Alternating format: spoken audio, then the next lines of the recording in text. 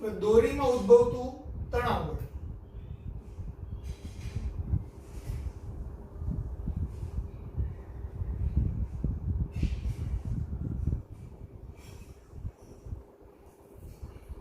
તો આપણે દોરીમાં ઉદ્ભવતા તણાવ બળનો પહેલા કન્સેપ્ટ સમજીએ, એ ખૂબ ઇમ્પોર્ટન્ટ છે. ધારો કે એક વજન રહિત દોરી છે. કેવી છે? વજન રહિત દોરી. અને એને આપણે દ્રઢ આધાર સાથે લટકાવીએ છીએ. હવે આ દોરીની નીચે કંઈ બાંધેલું નથી, તો આ દોરી તણાયેલી પરિસ્થિતિમાં હશે.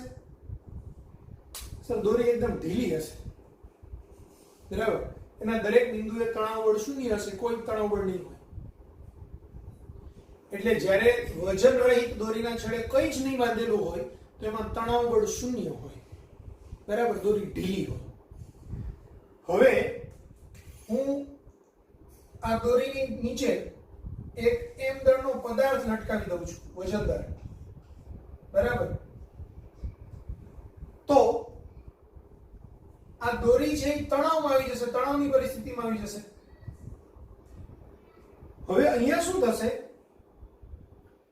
આ જે બ્લોક છે એનું વજન બળ mg અધો દિશામાં લાગશે, બરાબર. એટલે પૃથ્વી આ બ્લોક ઉપર વજન બળ લગાવશે, પણ બ્લોક પર વજન બળ લગાવ્યું એના કારણે તો બ્લોકે ગતિ કરતું કરતું નીચે જતું રહેવું જોઈએ, કારણ કે કોઈ પદાર્થ ઉપર જો પરિણામી બળ લાગે તો એની પ્રવેગી ગતિ થવી જોઈએ.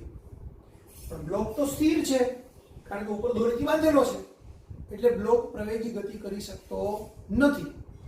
એનો મતલબ એવો થયો કે બ્લોક ઉપર કોઈ વધારાનું બળ લાગતું હશે, એ કોણ લગાવશે? દોરી લગાવશે.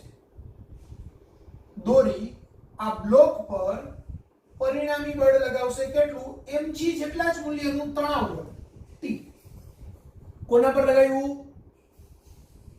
આ m દળના બ્લોક ઉપર દોરીએ તણાવ બળ લગાવ્યું T, બરાબર. તો m દળના બ્લોક ઉપર, m દળના બ્લોકની જ જ્યારે હું વાત કરું ત્યારે m દળના બ્લોક ઉપર બે બળ લાગ્યા, એક mg લાગ્યું અને એક T લાગ્યું. m દળનો બ્લોક સમતોલન અવસ્થામાં છે. શું છે? સમતોલન અવસ્થામાં છે. એટલે આ T અને mg એ બે સરખા મૂલ્યના હશે, એટલે કે mg બરાબર T હશે. તો તણાવ બળ કેટલું હશે? T જેટલું. ક્લિયર? કોઈ કન્ફ્યુઝન નથી? Okay, fine. આગળ ચાલીએ.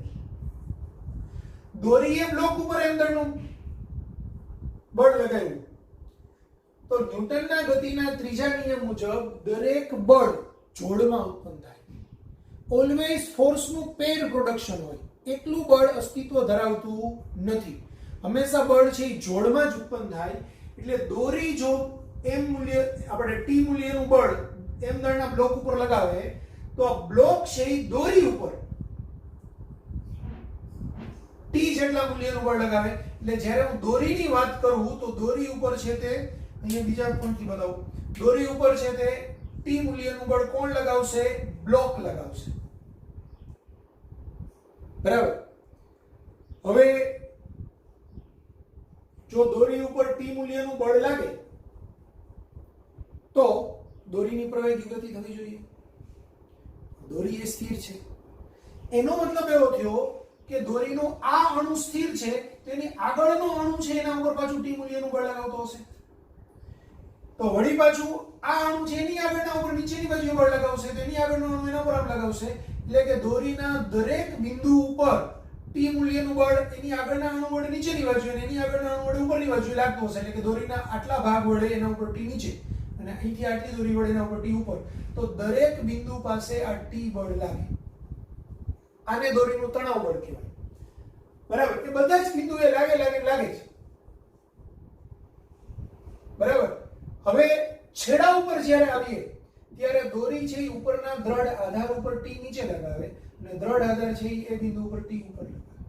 આમ થાય. આ T છે એ કોના જેટલું હશે? તો કે mg જેટલું. શા માટે? કારણ કે દોરીને આપણે વજન રહિત ધારેલ છે, બરાબર. સાહેબ તો તમે ધારી ન હોય તો જો એ વજન રહિત ન હોય તો આખી ગણતરી જુદી રીતે કરવી પડે. કરીએ આપણે, કારણ કે આપણે કન્સેપ્ટ સમજવાનો છે. ગમે તેવા અઘરા દાખલા આવે તો બી આપણે કન્સેપ્ટમાં પરફેક્ટ હશું તો એ દાખલા ગણી શકશું. બરાબર? તો હવે આપણે એમ વિચારીએ કે દોરી પોતે વજનવાળી છે. બરાબર? દોરી જો વજન રહિત હશે, આ વજન રહિત છે તો T બરાબર mg. દોરીના દરેક બિંદુએ બળ છે એ T જ છે. પણ હવે હું એમ કહું કે એક જાડું દોરડું લટકાયું છે.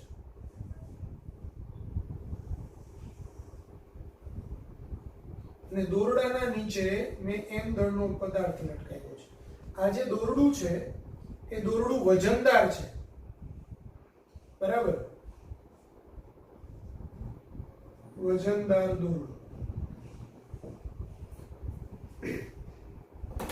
આ દોરડાને આપણે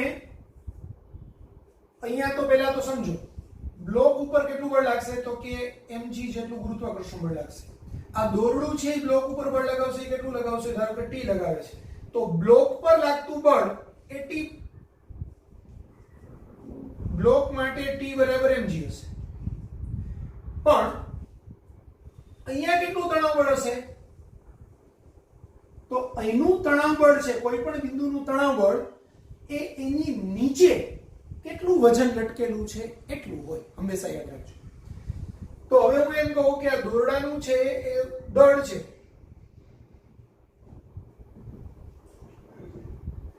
m છે, અને દોરડાની લંબાઈ કેટલી છે? l છે. તો મારે એમ સમજવું પડે કે જો આ l લંબાઈની દોરડું હોય અને મારે અહીંયા તણાવ બળ જોઈતું હોય તો આ બિંદુએ એની નીચે આટલા દોરડાનું વજન કેટલું? આટલા દોરડાનું વજન કેટલું?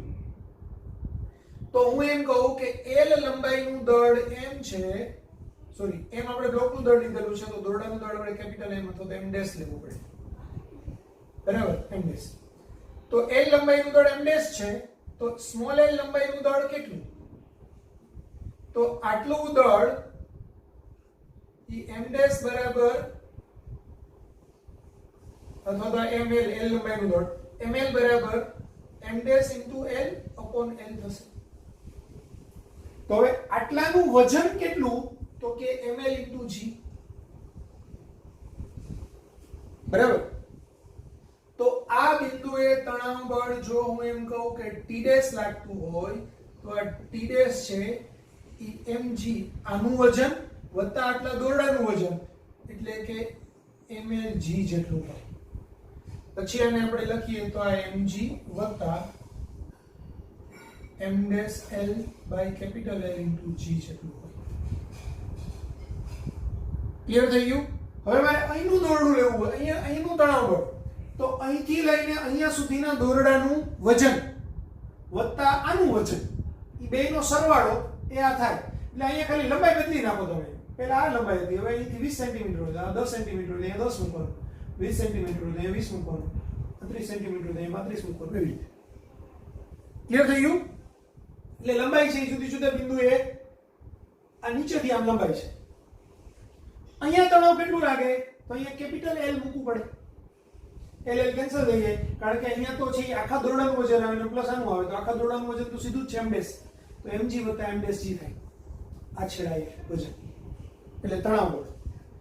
તો વજનવાળા દોરડાની અંદર જુદા જુદા બિંદુએ તણાવ બળ જુદું જુદું હોય. બરાબર? હંમેશા તણાવ બળ એ એની નીચે જે બિંદુએ તણાવ બળ શોધો એની નીચે કેટલો વજન છે એટલું લાગે. હવે સપોઝ હું એમ કહું કે બ્લોક એકલો ખસતો નથી, બ્લોક તો આમ લટકાયું છે, નીચેથી પાછો હું એને ખેંચું છું, એક્સ્ટ્રા બળ લગાવું છું, વધારાનું. સપોઝ હું વધારાનું F બળ લગાવું તો આ બ્લોક માટે શું થઈ જશે? T બરાબર mg વત્તા F થશે. બરાબર?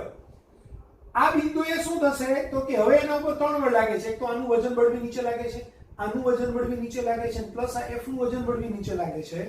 તો ત્યારે T ડેશ ની વેલ્યુ આમ થશે. ખ્યાલ આવ્યો? કન્સેપ્ટ સમજો. આવી રીતે થાય. હજુ એક સ્ટેપ ઉપર આપણે જઈએ. હું એમ કહું કે ભાઈ અહીંયા હવે દોરી વજન રહિત છે, આ M1 છે, આ M2 છે,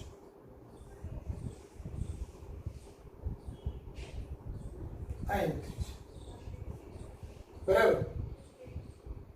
તો અહીંયા તણાવ બળ કેટલું, અહીંયા તણાવ બળ કેટલું અને અહીંયા તણાવ બળ કેટલું એ આપણે શોધવું છે. તો આ M3 માટે શું થશે? વજન બળ M3G અધો દિશામાં, ત્યારે આ તણાવ બળ T ઉપરની બાજુએ, એટલે અહીંયા આ T અથવા તો T3 કહો તો આ T3 બરાબર M3G થશે. T3 બરાબર M3G. હવે અહીંથી આ દોરી વજન રહિત છે, એટલે આ બિંદુની નીચે વજન કેટલું? તો કે આટલું છે, M3G જેટલું. એટલે અહીંયા પણ તણાવ બળ કેટલું હશે? T3 હશે. હવે આ T3 છે કે અહીંયા સુધી હશે, બરાબર. એટલે અહીંયા તણાવ બળ T3 હશે, ઉપરની બાજુએ ધારો કે તણાવ બળ T2 છે, બરાબર. પ્લસ આ M2G નું પોતાનું વજન છે, M2G અધો દિશામાં. તો અહીંયા આના માટે સમતોલન વિચારું ને તો T2 બરાબર T3 વત્તા M2G આવે, પણ T3 ની કિંમત M3G છે, એટલે M3G વત્તા M2G એટલે કે M2 પ્લસ M3G. તો અહીંથી અહીંયા સુધી બધા જ બિંદુએ તણાવ બળ સરખું હશે, કારણ કે દોરી વજન રહિત છે. તો અહીંયા પણ તણાવ બળ T2 હશે અને T2 છે તો અહીંયા T2 છે મતલબ શું થાય? અહીંથી આની નીચેનું વજન, આટલી દોરી વજન રહિત છે એટલે આ વજન M2G વત્તા અહીંથી આ દોરી વજન રહિત છે એટલે આ વજન M3G. તો આની નીચેનું વજન M2 પ્લસ M3G જેટલું આવે, એટલે સીધું તણાવ બળ M2 પ્લસ M3G આવે. ક્લિયર થઈ ગયું? અહીંયા બી કેટલું વજન બળ લાગશે? આપણે તણાવ બળ T2, ઉપરની બાજુ કેટલું લાગશે? T1. તો T1 બરાબર શું થશે?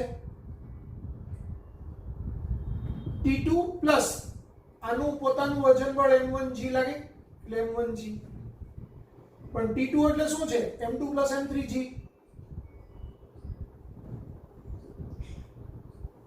પ્લસ M1G એટલે કે M1 plus M2 plus M3G. તો અહીંયા T1 તણાવ હોય તો એની નીચે આ M1 plus M2 plus M3G થાય. ક્લિયર થઈ ગયું? કોઈ કન્ફ્યુઝન નથી? કન્સેપ્ટ જ સમજવા છે આપણે. હજુ એક સ્ટેપ ઉપર જાઉં, હું તમને સમજાવું. અહીંયા પહેલું જ ઉદાહરણ, પણ હવે દોરી કેવી છે? વજનવાળી.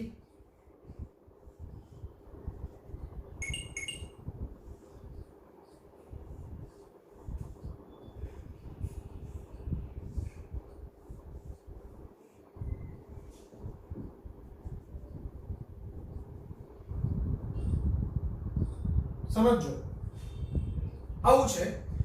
આ દોરીનું દળ M1 ડેશ છે. કેટલું? M1 dash. અહીંથી અહીંયા સુધીની દોરીનું દળ છે M2 ડેશ. અહીંથી અહીંયા સુધીની દોરીનું દળ છે M3 ડેશ. બરાબર.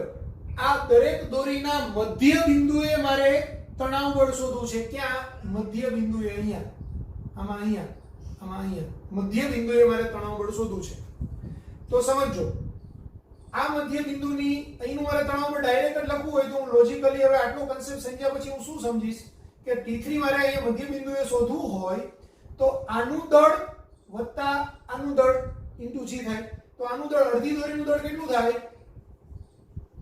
M3 ડેશ બાય 2 વત્તા આ M3G. તો અહીંનું તણાવ બળ છે આટલી દોરીનું વજન વત્તા આનું વજન, બેયના વજન જેટલું થશે. અહીંનું કેટલું થશે? તો કે આટલી દોરીનું વજન, આનું આખું વજન, આ આખી દોરી આવી ગઈ એટલે આખી દોરીનું વજન વત્તા આનું વજન. તો અહીંયા હું T2 ગણું તો આ T2 બરાબર શું થશે? તો કે M2 ડેશ બાય 2, કારણ કે આ અડધી દોરી છે. M2 આખું છે, M3 ડેશ આખું છે, આખી દોરી છે અહીંયા સુધી ના M3. ક્લિયર? આ બિંદુએ હું T1 કહું તો કેટલું, તો કે આ અડધી દોરી છે એટલે m1-2, આ m1 દળ આખું છે, આ દોરી આખી છે, આ દળ બી આખું છે, આ m3 બી આખું છે અને m3 બી આખું છે. તો અહીંયા તણાવ બળ છે એ આ દોરીનું દળ વત્તા આનું આ બધાના દળ ઇન્ટુ g એટલે કે બધાના વજનનો સરવાળો થાય નીચે. અહીંયા તો m1 વત્તા m1 વત્તા m2 વત્તા m2 વત્તા m3 વત્તા m3 ઇન્ટુ g એ સૌથી ઉપર આટલું વજન થાય. ક્લિયર થઈ ગયું? હવે આ તણાવ બળનો કન્સેપ્ટ આઈ થિંક બધાને ક્લિયર થઈ ગયેલો છે. આ બી તમારે લખી રાખો એટલે જ્યારે કંઈ જોવો ને તો ફટાફટ તમને ખ્યાલ આવી જાય.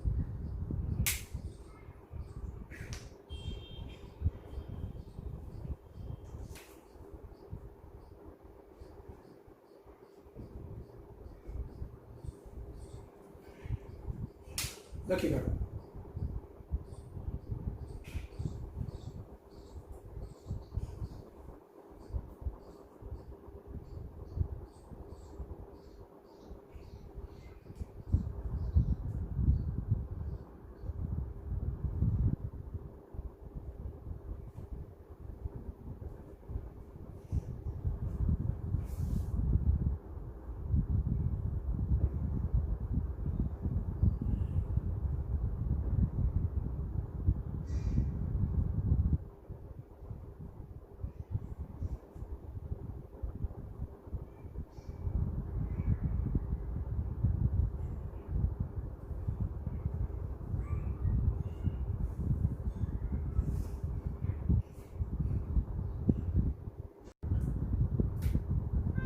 હવે સૌથી અગત્યનો કન્સેપ્ટ, ખૂબ ઇમ્પોર્ટન્ટ. નિયમ નંબર 1, જ્યારે કોઈ પદાર્થ સ્થિર હોય અથવા તો પદાર્થ અચળ વેગી ગતિ કરી રહ્યો હોય ત્યારે પદાર્થ પર લાગતું પરિણામી બળ શૂન્ય હોય. બરાબર? જ્યારે કોઈ પદાર્થ ઉપર કોઈ એક દેખીતું બળ લાગતું હોય છતાંય પદાર્થ સ્થિર હોય તો એનો મતલબ એવો થાય કે બીજું એક અદ્રશ્ય બળ એના ઉપર લાગી રહ્યું છે અને આખા પદાર્થ પર લાગતું પરિણામી બળ શૂન્ય છે. એ અદ્રશ્ય બળ ઘર્ષણ બળ હોઈ શકે, તણાવ બળ હોઈ શકે, સંપર્ક બળ હોઈ શકે, ગમે તે પ્રકારનું બળ હોઈ શકે, પણ કોઈક બળ હોય જે એને સ્થિર રાખી રહ્યું છે. એટલે જ્યારે કોઈ પદાર્થ સ્થિર છે ત્યારે એના પર લાગતું પરિણામી બળ શૂન્ય છે એમ લખાય. એ કન્ડિશનમાં એના ઉપર ઘણા બધા બળો લાગતા હોય તો ડાબી બાજુએ લાગતું બળ બરાબર જમણી બાજુએ લાગતું બળ, ઉપર લાગતું બળ બરાબર નીચે લાગતું બળ, એમ કરી અને એને સરખાવી દો એટલે આપણા સમીકરણો બને અને પછી એ સમીકરણો ઉકેલવાથી આપણને જુદી જુદી વસ્તુઓ મળે જે પૂછેલું હોય તે. પણ પદાર્થ સ્થિર હોય ત્યારે એના પર લાગતું પરિણામી બળ શૂન્ય હોય. તે જ રીતે પદાર્થ અચળ વેગી ગતિ કરી રહ્યો હોય ત્યારે પણ એના પર લાગતું પરિણામી બળ શૂન્ય હોય. ત્યારે પણ ડાબી બાજુએ લાગતું બળ બરાબર જમણી બાજુએ લાગતું બળ, ઉપર લાગતું બળ બરાબર નીચે લાગતું બળ, આવું થઈ શકે. પોઈન્ટ નંબર 2, ઘણી બધી પરિસ્થિતિમાં કોઈ પદાર્થ કોઈ એક ડાયરેક્શનમાં સ્થિર હોય પણ બીજી ડાયરેક્શનમાં પ્રવેગી ગતિ કરતો હોય. બરાબર? દાખલા તરીકે હું એમ કહું આ ઘર્ષણ રહિત સપાટી છે. બરાબર? ઘર્ષણ રહિત સપાટી પર m દળનો બ્લોક મૂકેલો છે તો એનું વજન બળ mg અધો દિશામાં હશે. આ બાજુએ આપણને ઘટક મળશે તે mg, આ થીટા છે તો આ થીટા થશે અને mg cos થીટા, આ mg sin થીટા. ઉપરની બાજુએ લંબ બળ n. બરાબર? ઘર્ષણ રહિત સપાટી. તો શું થશે? આ બ્લોક એ જેટલા પ્રવેગથી સપાટીને સમાંતર ખસતો હશે નીચેની બાજુ. બરાબર? આ દિશામાં એક પ્રવેગી ગતિ કરશે. પણ ઉપરની બાજુએ અને નીચેની બાજુએ એ સમતોલનમાં છે એટલે n બરાબર mg cos થીટા થશે. n બરાબર શું થશે? mg cos theta. પણ અહીંયા આમ ગતિ કરે છે તો આને હવે ગતિનું સમીકરણ કહેવાય. સમજો, આ હું તંત્ર ગણું છું કોને? m દળના બ્લોકને. તો તંત્રનું દળ ઇન્ટુ તંત્રનો પ્રવેગ બરાબર તંત્ર પર લાગતું એ દિશામાં જે દિશામાં પ્રવેગ છે એ દિશાનો પ્રવેગ અહીં લખો તો એ દિશામાં લાગતું બળ ધન એટલે mg sin θ ધન, અને એની વિરુદ્ધ દિશામાં જો કોઈ બળ લાગતું હોય તો તે ઋણ, પણ એ નથી લાગતું એટલે નહીં લખવાનું. તો અહીંયા ma બરાબર mg sin θ થાય એટલે કે a બરાબર g sin θ થાય. તો સપાટીને સમાંતર પ્રવેગ કેટલો હશે? g sin θ, એટલે આ દિશામાં એ પ્રવેગી ગતિ કરે છે. આમ બળ લાગે છે m ને આમ બળ લાગે છે mg cos θ. તો આમાં એ સમતોલન અવસ્થામાં છે. સમતોલન અવસ્થામાં છે મતલબ આ દિશામાં એને કોઈ આમ કે આમ વેગ અથવા તો આપણે પ્રવેગ નથી. જો આમે પ્રવેગ હોત તો શું થાત? આ અહીંથી આમ ગતિ કરતો કરતો કરતો ઉડી જાય પ્લેન નીચે, બરાબર? એટલે તો એને આ દિશામાં પ્રવેગ હોત. એ જ રીતે આમ સરકતો નીચે આવે છે તો આમી બળ આમી નથી જતો ને આમી નથી જતો, મતલબ આમ લાગતું બળ ને આમ લાગતું બળ એ શૂન્ય છે. આ દિશામાં લાગતું બળ ને અંદર દિશામાં લાગતું બળ એ પણ શૂન્ય છે અથવા તો સમાન મૂલ્યના છે, એટલે પરિણામી બળ શૂન્ય છે. એટલે એ આમ સમતોલનમાં છે, આમ સમતોલનમાં છે, માત્ર આ જ દિશામાં એને બળ લાગી રહ્યું છે. જે દિશામાં એને પરિણામી બળ લાગતું હોય એ દિશામાં એને પ્રવેગ હોય, પ્રવેગનો ઘટક હોય, બરાબર? આવું થાય. જ્યારે કોઈ પદાર્થ ગતિમાં હોય, પ્રવેગી ગતિ કરતો હોય, ત્યારે પ્રવેગની દિશામાં લાગતું બળ ધન લેવાનું, પ્રવેગની વિરુદ્ધ દિશામાં લાગતું બળ ઋણ લેવાનું, અને એને ઇક્વલ ટુ આ આખું સમીકરણ f બરાબર ma કહેવાય. જ્યાં m છે એ તંત્રનું કુલ દળ, f છે એ તંત્ર પર લાગતું પરિણામી બળ, અને a છે એ તંત્રનો પ્રવેગ, બરાબર? હવે સપોઝ હું એમ કહું કે અહીંયા ઘર્ષણ લાગે છે કેટલું? પાછળની બાજુએ fk જેટલું. જો mg sin θ બરાબર fk હશે તો આ બ્લોક સ્થિર હશે. fk અથવા તો fs મેક્સિમમ હશે તો આ બ્લોક સ્થિર હશે. પણ આ બ્લોક ગતિમાં છે, એને પ્રવેગ છે, તો એનો મતલબ એવો થાય કે ma બરાબર mg sin θ માઈનસ fk કહેવાય. તો ત્યારે ma, હવે fk એટલે મને ખબર છે μkn, તો ma બરાબર g sin θ minus μk, n ની વેલ્યુ પાછી કેટલી હોય? તો કે n બરાબર mg cos θ. તો હવે a બરાબર શું થાય? mg sin. તો a બરાબર mm કેન્સલ કરી નાખું તો g sin θ minus μk g cos θ આવું થાય. તો ખરબચડી સપાટી ઉપર સપાટીને સમાંતર પ્રવેગ એ હંમેશા g sin θ minus μk g cos θ હોય. પણ આપણો કન્સેપ્ટ શું હતો કે જ્યારે કોઈ પદાર્થ ઉપર કોઈ ડાયરેક્શનમાં પરિણામી બળ લાગતું હોય, એટલે કે દિશામાં પદાર્થ પ્રવેગી ગતિ કરતો હોય, તો જે દિશામાં પ્રવેગી ગતિ કરતો હોય ત્યાં f બરાબર ma સૂત્ર એપ્લાય કરવાનું, બરાબર? તો આપણે જનરલી હંમેશા સૂત્ર છે તે ma બરાબર f આ કન્ડિશનમાં એપ્લાય કરશું, જ્યાં m છે એ તંત્રનું કુલ દળ, a છે એ તંત્રનો પ્રવેગ, અને f છે એ તંત્ર પર લાગતું પરિણામી બળ. આ જે તે દિશા માટેનું આવું સૂત્ર લખવાનું. ક્લિયર?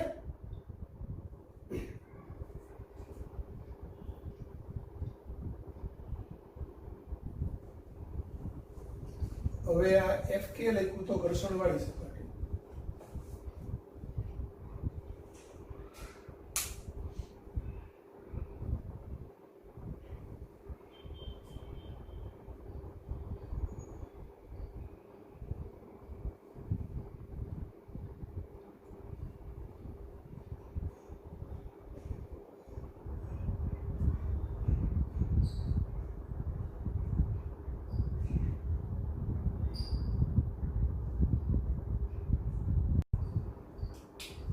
હવે આપણે ઉદાહરણથી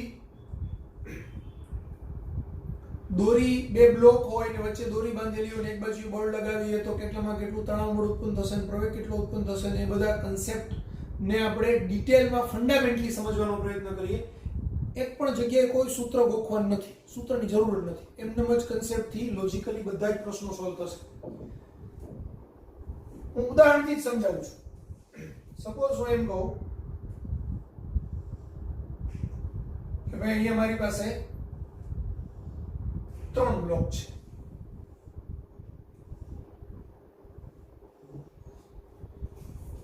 અહીંયા દોરી બાંધેલી છે.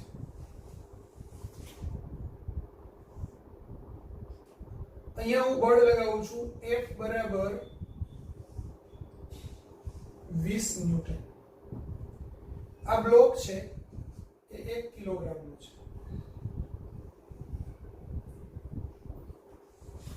આ બ્લોક છે એ 5 કિલોગ્રામનો છે અને આ બ્લોક છે એ 4 કિલોગ્રામનો છે. બરાબર? તમને એમ થતું સર આ નાનો બ્લોક છે ને આ મોટો છે, પણ મેં એમ ક્યાં કીધું કે દરેક બ્લોક એક સરખા જ પદાર્થના છે. લોખંડનો હોય ને લાકડાનો હોય તો લાકડાનો મોટો હોય તો દળ ઓછું હોય ને, બની શકે. એટલે આપણે અત્યારે કન્સેપ્ટ વાઇઝ આકાર નહીં જોઈએ. આ 4 કિલોગ્રામનો છે, આ 5 કિલોગ્રામનો છે, 1 કિલોગ્રામનો બ્લોક છે. તો આપણે શું શોધવું છે? તો તંત્રનો પ્રવેગ શોધવો છે. આપણે બધું ફંડામેન્ટલ સમજવું છે. પહેલા તો તંત્રનો પ્રવેગ શોધવો છે, બરાબર? અને દરેક દોરીમાં તણાવ બળ શોધવા છે. એટલે અહીંયા તણાવ બળ હશે T1. T1 એટલે આમને આમ બે બાજુ હોય, બરાબર? અહીંયા તણાવ બળ છે T2. તો આ દર દોરીનું તણાવ બળ T1 શોધવાનું છે, T2 શોધવાનું છે. હવે હમણાં જ મેં તમને સમજાવ્યું. પહેલા તો યાદ રાખો, તંત્ર તમારે જેને લેવું હોય તેને લઈ શકો. તમને મજા આવે ને તંત્ર લઈ શકાય, બરાબર? તંત્ર કોને લેવું તે તમારી ઈચ્છાની વાત છે, બરાબર? તો ધારો કે હું અહીંયા અત્યારે આખાને તંત્ર લઉં, તો હમણાં જ મેં સમજાયું કે તંત્ર પર લાગતું પરિણામી બળ F બરાબર ma આપણે સૂત્ર વાપરવું હોય તો m છે તંત્રનું કુલ દળ. તો તંત્રનું કુલ દળ છે 1 + 5 + 4 * a બરાબર F શું છે? 20. તંત્ર પર લાગતું બળ. જ્યારે તંત્ર પર લાગતા બળની વાત કરીએ ત્યારે આંતરિક બળો, આ T1 છે આમે લાગે, આના પર આમ લાગે તો એ બળને આપણે શૂન્ય ગણવાનું. આ એનું આંતરિક બળ કહેવાય. T2 આમે લાગે, T2 આમે લાગે તો એ શૂન્ય થાય. આંતરિક બળો શૂન્ય થાય. આખા તંત્ર ઉપર લાગતું પરિણામી બાહ્ય બળ જ આપણે ધ્યાનમાં લેવાનું હોય. તો હવે a બરાબર શું થશે? 20/10 એટલે 2 મીટર/સેકન્ડ². તો તંત્રનો પ્રવેગ 2 મીટર/સેકન્ડ² હશે. હવે હું અહીંયા 20 ન્યૂટનના બળથી આખા પદાર્થને, આખી ટ્રેનને આવી રીતે બ્લોકના સિસ્ટમને ખેંચું તો 2 ન્યૂટન/સેકન્ડ² નો પ્રવેગ છે. એટલે આ બ્લોક પણ 2 મીટર/સેકન્ડ² ના પ્રવેગથી ગતિ કરશે, આ બી 2 મીટર/સેકન્ડ² ના પ્રવેગથી ગતિ કરશે અને આ બી 2 મીટર/સેકન્ડ² ના પ્રવેગથી ગતિ કરશે. કારણ કે આખું તંત્ર છે 2 મીટર/સેકન્ડ² ના પ્રવેગથી ગતિ કરે છે. અહીંયા આપણે દોરી છે એ અતન્ય છે, એટલે કે તાણીને ખેંચી શકાય એવી નથી, બરાબર? એવી દોરી છે એવું આપણે ધારેલું છે, તો જ આવું થાય. તો આને આપણે ખેંચીએ ત્યારે બધા જ એક સરખા પ્રવેગથી આગળની બાજુએ ગતિ કરશે. હવે મારે આ T1 શોધવું છે, તો હું T1 ને જુદી જુદી રીતે શોધી શકું. ધારો કે હું એમ કહું કે આ બ્લોક ઉપર આ દોરી છે તે બળ આમ લગાવે T1. તો જો હું આ બ્લોકનો જ ફ્રી બોડી ડાયાગ્રામ ડ્રો કરું, માત્ર એક બ્લોકનો 1 kg, તો આ બ્લોક ઉપર 20 ન્યૂટનનું બળ આમ લાગે છે અને T1 બળ આમ લાગે છે, બરાબર? આ M1 છે અને આ F છે. તો આના માટે આને હવે એકલાને હું તંત્ર ગણું તો તંત્રનું દળ M1 ઇન્ટુ તંત્રમાં ઉદ્ભવતો પ્રવેગ A બરાબર પ્રવેગ છે આ બાજુએ છે A બરાબર તંત્ર પર લાગતું પરિણામી બળ. તો પ્રવેગની દિશાનું બળ ધન લેવાનું એટલે F ધન લેવાનું, એની વિરુદ્ધ દિશાનું બળ ઋણ લેવાનું એટલે T1 ઋણ લેવાનું. તો M1 એટલે કેટલું? 1 kg. એની વેલ્યુ કેટલી? 2. F 20 ન્યૂટન અને T1 મારે શોધવું છે. તો T1 બરાબર શું થશે? 20 - 2 એટલે કેટલું? 18 ન્યૂટન. તો T1 છે 18 ન્યૂટન આવશે, બરાબર? હવે T2 શોધવું છે, બરાબર? T1 18 ન્યૂટન આવ્યું. સર મારે આવી રીતે નહોતું શોધવું. તો T1 શોધવાનો બીજો રસ્તો છે, હું આને તંત્ર ગણું. પહેલા કેસમાં મેં કેટલા કોને તંત્ર ગણ્યું? આને તંત્ર ગણ્યું હતું. હું આટલાને તંત્ર ગણું અને એટલાને તંત્ર ગણું તો શું થાય? તો આખા તંત્ર ઉપર અહીંયા T1 આમ લાગે એટલે આખા તંત્ર ઉપર T1 બળ આમ લાગ્યું. તો ત્યાં આપણે એમ થાય તંત્રનું કુલ દળ આપણે ma બરાબર F લઈએ તો અહીંયા તંત્રનું કુલ દળ કેટલું 4 + 5. તંત્રનો પ્રવેગ તો કેટલો છે 2 જ. તો F એટલે અહીંયા T1. તંત્ર પર એક જ બળ લાગે છે આ દિશામાં. તો T1 બરાબર આ 4 ને 5 9. 9 ગુણાકારમાં 2 એટલે 18 ન્યૂટન. આ રીતે પણ શોધી શકાય. ખ્યાલ આવ્યો?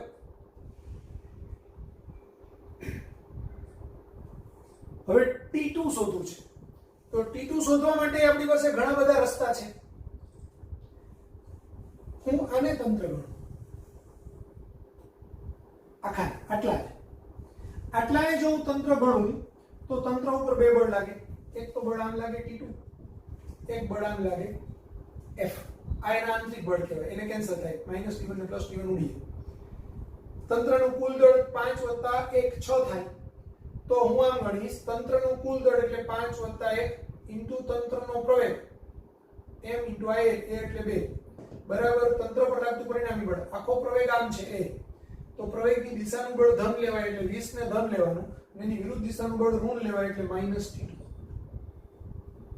તો આ 5 ને 1 6. 6 ગુણાકારમાં 2 બરાબર 20 - T2. તો T2 બરાબર શું થશે 20 - 12 8 ન્યૂટન. તો T2 બરાબર 8 ન્યૂટન આવ્યું. આવી રીતે શોધ્યું. સર મને એમાં ન મજા આવી, બીજી રીતે શોધવું છે. કઈ વાંધો નહીં, બીજી રીતે શોધો. હું તંત્ર આને ગણું, આટલાને તંત્ર ગણું તો T2 કેવી રીતે મળશે? તો હવે આને તંત્ર ગણું તો આના ઉપર બળ આમ લાગે છે T1 અને આ બળ આમ લાગે છે T2. તો હવે તંત્રનું દળ 5 kg ગુણાકારમાં તંત્રનો પ્રવેગ 2 m × a બરાબર તંત્ર પ્રવેગની દિશામાં લાગતું બળ ધન એટલે T1 ધન ને વિરુદ્ધ દિશામાં લાગતું બળ T2 ઋણ. તો આ 5 × 2 બરાબર T1 ની વેલ્યુ આપણે ઓલરેડી શોધેલી છે. કેટલી? 18 ન્યૂટન. તો આ 18 - T2. તો T2 બરાબર 18 - 10 એટલે 8 ન્યૂટન આવી ગયું. સર મારે હજુ આને તંત્ર લેવું છે તો એ કઈ વાંધો નથી. એને તંત્ર લ્યો તો તંત્રનું દળ 4 kg, તંત્રનો પ્રવેગ 2 મીટર/સેકન્ડ². તંત્ર ઉપર એક જ બળ લાગે છે T2. તો T2 બરાબર 8 ન્યૂટન. મતલબ તંત્ર આપણે પસંદ કરવાનું હોય કે જેથી ગણતરી સહેલી થાય. તંત્ર તમારે જેને લેવું હોય એને લઈ શકો, ઈચ્છા થાય એટલે. પણ એ તંત્રનું દળ એટલે એની અંદર પછી આપણે શું લીધેલું છે, તંત્ર કોને ગણેલું છે એ મુજબ એના પર લાગતા બળ, એનું દળ ને એનું ગતિનું સમીકરણ બનાવો એટલે કઈ વાંધો આવે નહીં. ગતિનું સમીકરણ એટલે આપેલા તંત્રનું કુલ દળ ગુણાકારમાં તંત્રનો પ્રવેગ બરાબર તંત્ર પર લાગતું પરિણામી બળ. એ પરિણામી બળમાં પ્રવેગની દિશાનું બળ ધન લેવાનું, પ્રવેગની વિરુદ્ધ દિશાનું બળ ઋણ લેવાનું. આવી રીતે જે સમીકરણ લખીએ એને ગતિનું સમીકરણ કહેવાય. એ ગતિના સમીકરણ પરથી આપણે ઈચ્છિત વસ્તુઓ શોધી શકીએ. ક્લિયર થઈ ગયું? કોઈ કન્ફ્યુઝન? હવે એક સ્ટેપ ઉપર જઈએ. આ જ ઉદાહરણમાં હવે હું તમને એકદમ સરળતાથી આવા ક્વેશ્ચનને કેવી રીતે સોલ્વ કરી શકાય તે સમજીએ. પહેલા તો આખું તંત્ર લઈ લેવાનું, આખું એના પર લાગતું બળ લઈ લેવાનું.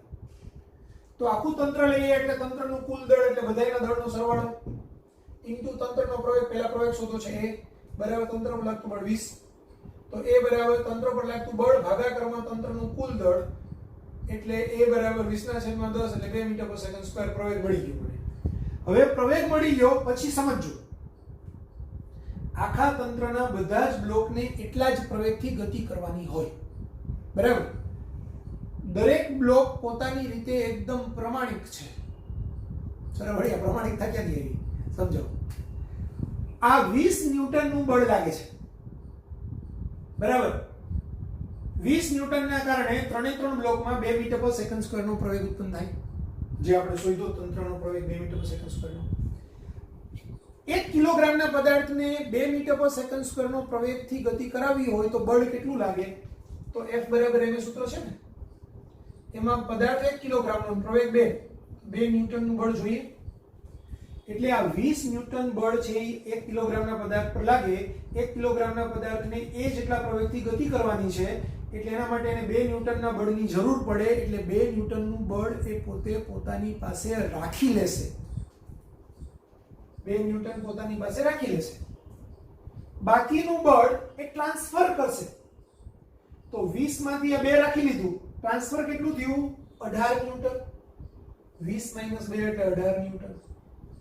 બરાબર. તો આ T1 બરાબર 18 ન્યૂટન. આ 18 ન્યૂટન. અહીંયા દોરીને કોઈ પોતાનું વજન નથી.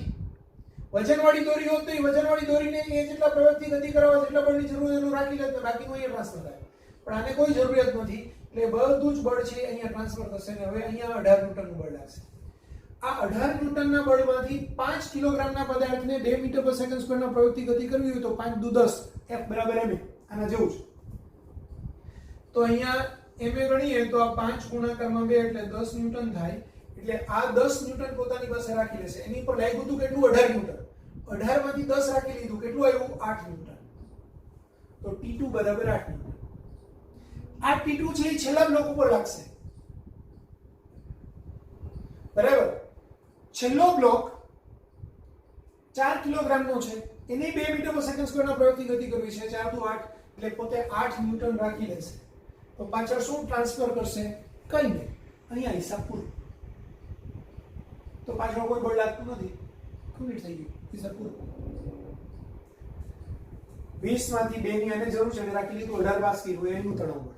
18 માંથી 10 ની આને જરૂર છે એને રાખી લીધું, 8 અહીંયા ટ્રાન્સફર કર્યું આનું તણાવ બળ. 8 અહીંયા આવ્યું. 4 કિલોગ્રામના પદાર્થને 2 મીટર પર સેકન્ડ સ્ક્વેરના પ્રવેગથી ગતિ કરવા માટે 8 ન્યૂટનની જરૂર હોય એને બધું વાપરી નાખ્યું એટલે બધું જ બળ વપરાઈ ગયું. એટલે 20 ન્યૂટનનો ડિસ્ટ્રીબ્યુશન આમ થયું. 20 ન્યૂટનમાંથી 2 ન્યૂટન આને રાખ્યું, 10 ન્યૂટન આને રાખ્યું અને 8 ન્યૂટન આને રાખ્યું. એટલે 2 + 10 12, 12 + 8 20. 20 દળ આવી રીતે 20 ન્યૂટનનું બળ છે આવી રીતે ટ્રાન્સફર થઈ ગયું અને બધાએ એક સરખો પ્રવેગ પ્રાપ્ત કર્યો. ક્લિયર થઈ ગયું? આ રીતે કન્સેપ્ટ વાઇઝ તમે જશો તો તમને કોઈ પ્રોબ્લેમ નથી. 50% દાખલા તો મોડે ગણાય જશે. થોડી પ્રેક્ટિસ કરીએ.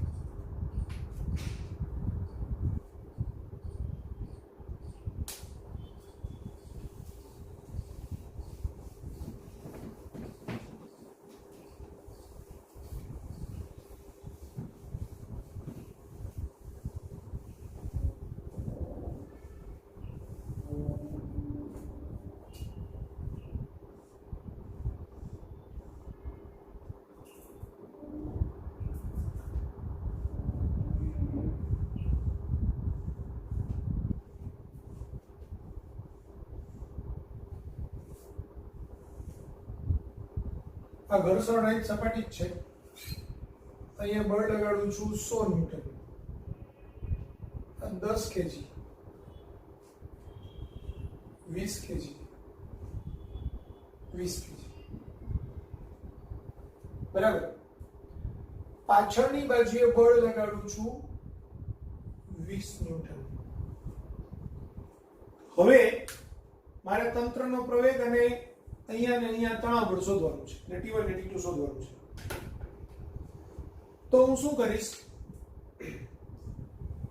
તંત્રનો પ્રવેગ એ હોય તો ma બરાબર F સૂત્રની અંદર તંત્રનું કુલ દળ 20 + 20 + 10 ઇન્ટુ તંત્રનો પ્રવેગ બરાબર F. પ્રવેગની દિશામાં લાગતું બળ ધન ગણવાનું, એની વિરુદ્ધ દિશામાં લાગતું બળ ઋણ ગણવાનું. અથવા તો અત્યારે આપણને ખબર જ નથી પ્રવેગ કઈ દિશામાં છે તો કોમન સેન્સ થી નક્કી કરી શકાય કે આ 100 ન્યૂટન છે અને આ 20 ન્યૂટન છે તો વધુ બાજુએ પદાર્થ પ્રવેગી ગતિ કરે એટલે મોટું બળ છે એ ધન લેવાનું અને એની વિરુદ્ધ દિશાનું ઋણ લેવાનું. આવું થશે. તો a બરાબર શું આવશે? 100 - 20 એટલે 80. આ 20 + 20 + 10 50 એટલે 8/5 એટલે 16/10 1.6 મીટર પર સેકન્ડ સ્ક્વેર. બરાબર. તો આ એ મળ્યો. તો તંત્રનો પ્રવેગ a બરાબર 1.6 મીટર પર સેકન્ડ સ્ક્વેર. એટલે આ બી એટલા પ્રવેગથી ગતિ કરશે, આ બી એટલા પ્રવેગથી ગતિ કરશે, આ બી એટલા પ્રવેગથી ગતિ કરશે.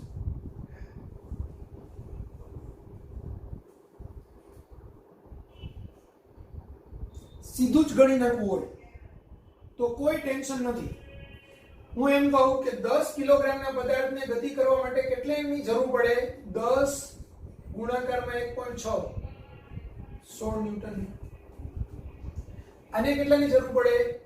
20 ગુણાકારમાં 1.6 32 ન્યૂટનની. આને કેટલાની જરૂર પડે? 20 ગુણાકારમાં 1.6 32 ન્યૂટનની. બરાબર. આ ત્રણેયનો સરવાળો જુઓ, 32 + 32 64 64 + 16 80 ન્યૂટન. તો પરિણામી બળ બી 100 - 20 80 ન્યૂટન જ લાગ્યું હતું. થઈ ગયું? 100 માંથી આ 16 ન્યૂટન બાદ કરો, કેટલું થાય?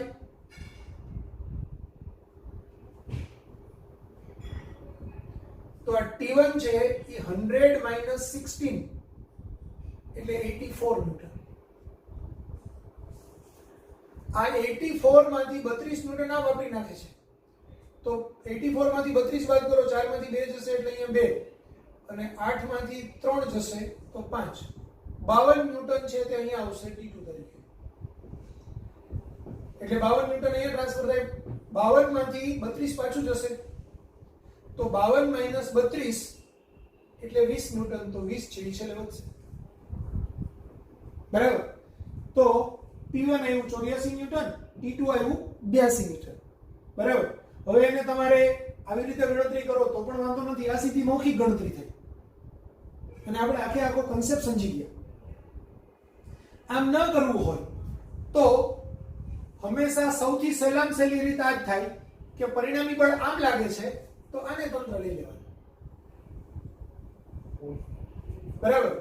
તો હવે તંત્રનું દળ કેટલું? કુલ 20 + 20 ઇન્ટુ તંત્રનો પ્રવેગ કેટલો? 1.6 બરાબર. તંત્ર પર લાગતું બળ T1 - 20. તો T1 બરાબર 40 ગુણાકારમાં 1.6 + 20 16 × 64 + 20 84 ન્યૂટન. આવી ગયું 84 ન્યૂટન. આના પરથી બી ગતિ કરવી હોય તો થઈ શકે, એવું કઈ નથી ન થાય. તો શું થાય? 10 × 1.6 બરાબર 100 - T1. તો T1 બરાબર 100 - 16 એટલે 84 ન્યૂટન. તો આપણે એક્ચ્યુઅલી આ જ ગણતરી કરી. 100 માંથી આ 16 ને બાદ કર્યું એટલે 84. આને લઉં તો આ T1 મને મળી ગયો, પછી આ T2 શોધવું ઈઝી છે. T1 માંથી આ બાદ કરો એટલે મળે. તો આખું તંત્ર લ્યો તો તંત્રનું દળ 20 ગુણાકારમાં તંત્રનો પ્રવેગ 1.6 બરાબર T1 - T2. પણ T1 મને ખબર છે 84 છે એટલે આ 84 - T2. તો T2 બરાબર શું થશે? 84 - 32 એટલે 52 ન્યૂટન. તો આ T2 52 મળ્યું. T2 ને મારે અહીંથી શોધવું તોય ચાલે. તો આ T2 બરાબર આને આપણે શોધવું તો આમ થાય 20 ગુણાકારમાં તંત્રનો પ્રવેગ બરાબર T2 - 20. તો T2 બરાબર આ 16 દુ 32 એટલે 32 + 20 બરાબર આ રીતે નીકળશે. ખ્યાલ આવી ગયો? લખો હોય તો લખી નાખો ઉદાહરણ. ચાલો હવે અહીંયા તમને તમારા માટે બે દાખલા મેં પ્રેક્ટિસ માટે રાખેલા છે. તો તમારે આ બંને દાખલા પહેલા છે વિડિયોને પોઝ કરી દો, એક સ્ક્રીનશોટ લઈ લો. સ્ક્રીનશોટ લઈ અને આ બંને દાખલા છે પહેલા તમારી રીતે નોટમાં ગણો. નોટમાં બે દાખલા ગણાઈ ન જાય ત્યાં સુધી આગળ વિડિયો જોવાનો નથી. કમ્પલસરી આ બે દાખલાની પ્રેક્ટિસ કરવાની છે. બે દાખલા ગણવાના છે. ગણાઈ જાય, કમ્પ્લીટ થઈ જાય પછી આગળ પ્લે કરીને તમારે જોવાનું છે. એટલે હું એની ખાલી આન્સર તમને એક વખત શોર્ટકટથી ફટાફટ બતાવી દઉં. બરાબર? તો પહેલા પોઝ કરો, એક સ્ક્રીનશોટ લઈ અને આખો દાખલો ગણી કાઢો. આ ગણો, જ્યાં ગણો નોટમાં, પછી ત્યાંથી આગળ જોવાનું ચાલુ કરજો.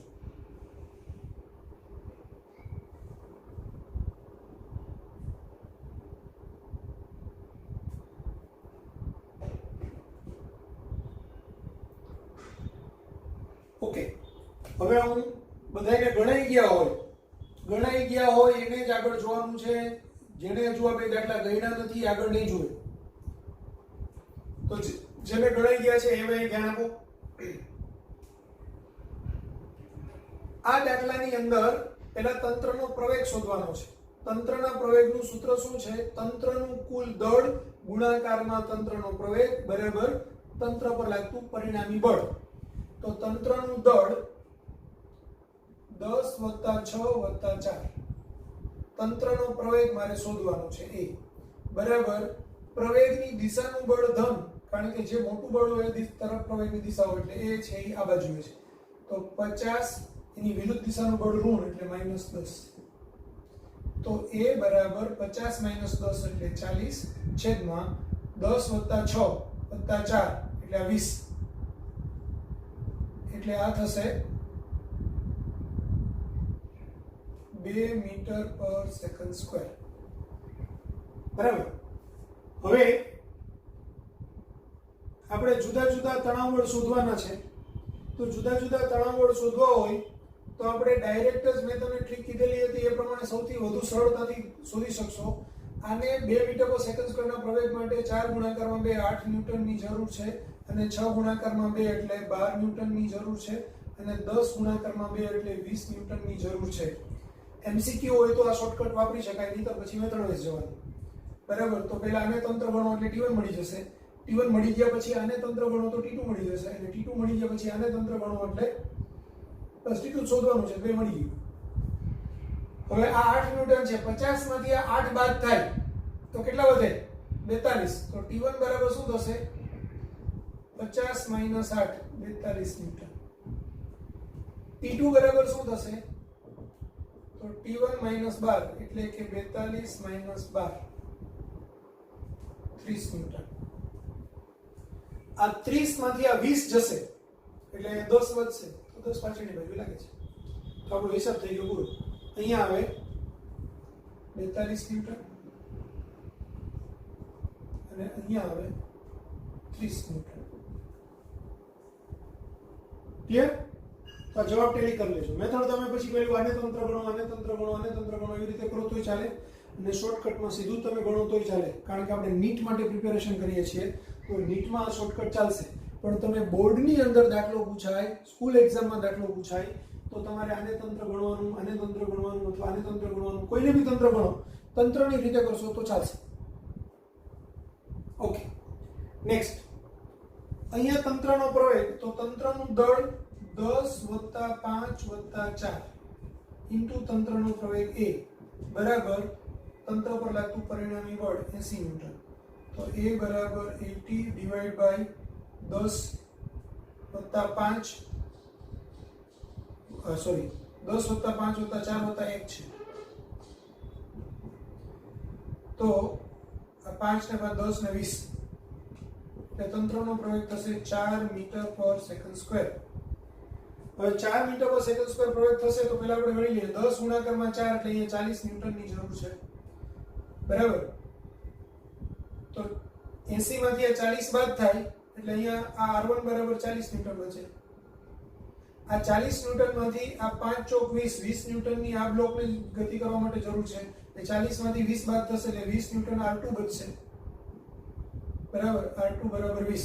આ 20 માંથી આ 4 ગુણાકારમાં 4 એટલે 16 ન્યૂટનની આને જરૂર છે. તો 16 ન્યૂટન પોતાની પાસે રાખી લેશે અને R3 તરીકે ટ્રાન્સફર કરશે કેટલા? 16 - 20 - 16 એટલે 4 ન્યૂટન. 1 ગુણાકારમાં 4 એટલે આને 4 ન્યૂટનની જરૂર છે એટલે એ બધું વાપરી નાખશે. એટલે એ હિસાબ પૂરો. ફરીથી 80 ન્યૂટન બળ લાગે છે. આના આખા તંત્રના બધા જનો પ્રવેગ 4 મીટર/સેકન્ડ² છે.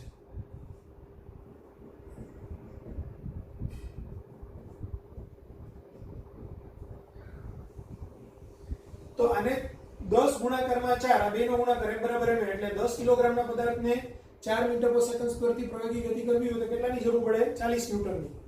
તો 40 ન્યૂટન બળ પોતે વાપરી નાખશે 80 માંથી. તો 80 માંથી આ 40 જશે એટલે બચશે કેટલા? 40 ન્યૂટન. એ 40 ન્યૂટન થી એ આ 5 કિલોગ્રામના બ્લોકને ધક્કો મારશે. એ R1 કહેવાય, સંપર્ક બળ. એ 40 ન્યૂટન આવ્યું. હવે R1 આ 40 ન્યૂટન થી આને ધક્કો લાગ્યો. આને જરૂર કેટલા ન્યૂટનની છે 40 માંથી? તો કે 5 ગુણાકારમાં 4 20 ન્યૂટનની જરૂર છે એટલે 20 ન્યૂટન વાપરી નાખશે. તો 40 માંથી 20 વપરાઈ જશે, બાકીનું બચશે 20 ન્યૂટન. એ R2 કહેવાય. આ 20 ન્યૂટન થી 4 કિલોગ્રામના બ્લોકને ધક્કો મારશે. એટલે 4 કિલોગ્રામના બ્લોક ઉપર બળ કેટલું લાગ્યું? 20 ન્યૂટન. પણ એને જરૂર કેટલા ન્યૂટનની છે? 16 ન્યૂટનની. 4 ગુણાકારમાં 4 16 ન્યૂટન.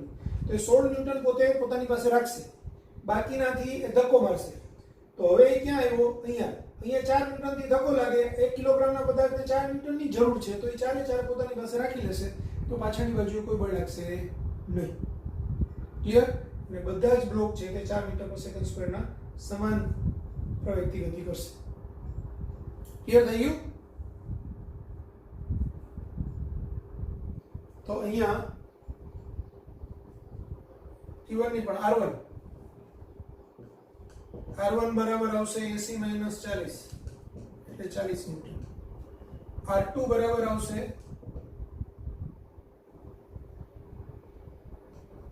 R1 માઈનસ 20 એટલે કે 40 માઈનસ 20 એટલે 20 ન્યૂટન. પછી R3 બરાબર આવશે R2 માઈનસ 16 એટલે કે 20 માઈનસ 16 4 ન્યૂટન. અને આ 4 ઇન્ટુ 1 એટલે 4 થઈ. તો R1 R2 R3 આ રીતે આપણને મળે.